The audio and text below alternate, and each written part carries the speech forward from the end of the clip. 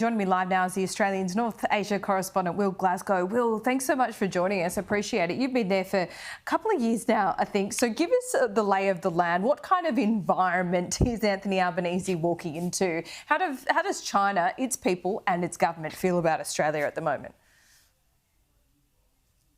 Well, look, he's flying in almost 2 years after his first trip in November 2023, and that was a real switch flicked in the Chinese system.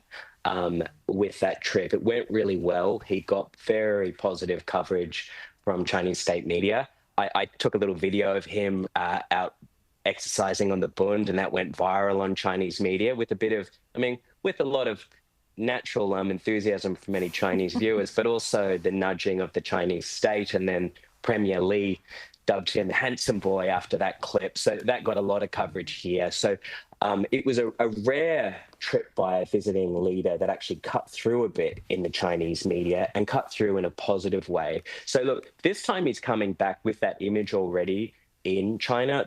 The official narrative that the Chinese government tells itself and tells its people is that the Australian government before this guy, Prime Minister Anthony Albanese, they're the ones that tanked the relationship with China. It was all their fault. It was the Morrison government's fault. Right. And they say this guy has done a good job and he's helped to rebuild it. So look, he comes in with a very favourable backdrop and I guess a good personal brand in the country. So what's this success look like for the Chinese government? I mean, Port of Darwin's going to be discussed. There's an Australian that has been detained for almost 6 years now.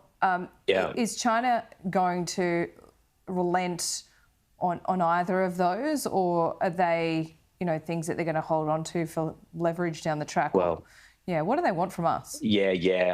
I mean, look, I was just talking about the kind of positive state media coverage, and that's continued for the most part ahead of this trip. And as the trip's gone on, the one stickling point is Port of Darwin and some of the coverage. I mean, from the official organs, they've restrained that a bit as the Prime Minister's actually arrived.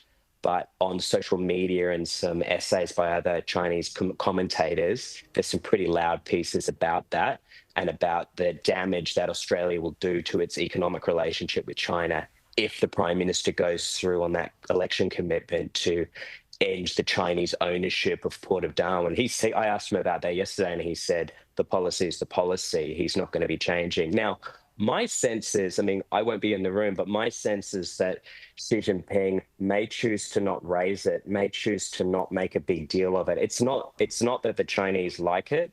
The Chinese don't. Maybe what they're going to do is just wait and see what's the deal that the Australians come up with. Can the Australians come up with some form of doing that where the Chinese company can pretend at least that it's a happy buyer? Can they find someone who'll pay a price and agree to a form of words and do the process in a way that doesn't embarrass China?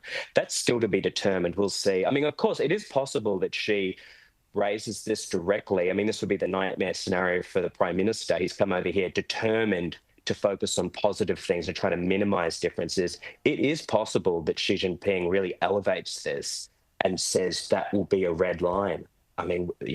We'll find out in this meeting. That's the kind of stuff, I guess, that may have complicated the Prime Minister's sleep last night in Beijing. Yeah, I think so too.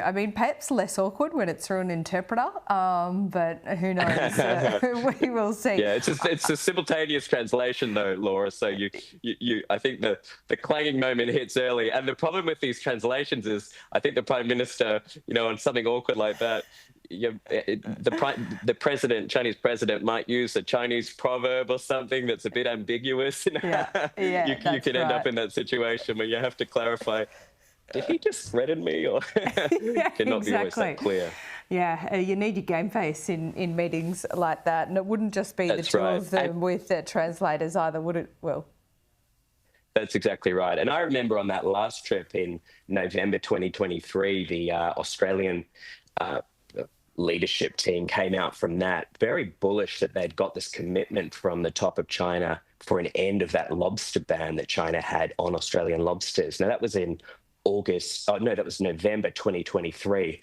It was more than a year until Beijing actually allowed live lobster into China again. So, divining what the leader says at a high level and when that's actually going to be implemented by the Chinese system, there's guesswork even from Australia's government and their China hands who work on this all the time, just working out. It can be ambiguous. You can come out of a meeting with the Chinese leadership and not be entirely sure where you stand on things. That's true. Well, how's your Mandarin?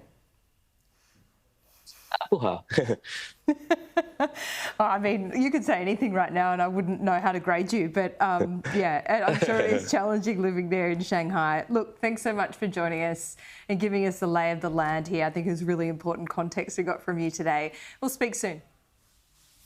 Thanks so much.